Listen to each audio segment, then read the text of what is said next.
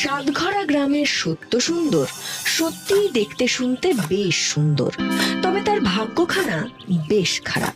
যতই খাটাখাটনি করুক তেমন রোজগার করতে পারে না। মনের দুঃখে এমনই একদিন ঘুরতে ঘুরতে সত্য এসে হাজির হয় গ্রামের জোড়া অশ্বত্থ তলায়।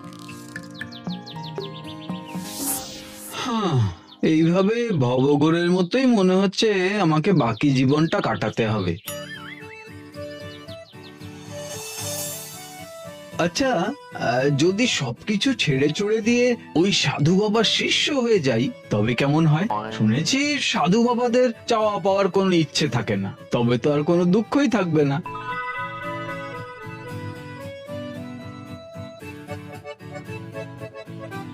কি রে বেটা, কিছু বলবি?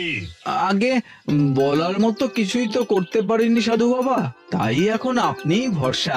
আমাকে আপনার শিষ্য করে নিন বাবা। এমন চকচকে কপাল নিয়ে তুই সাধু হতে চাইছিস? তোর কপালে যে জমিদারের জামাই হওয়া লেখা আছে রে। হ্যাঁ, বলেন কি সাধু বাবা? ঠিকই বলছি। আমার ভাগ্যে তো কালশিটে পড়ে গেছে বাবা। ভাগ্য বদলাতে সময় লাগে না রে বেটা।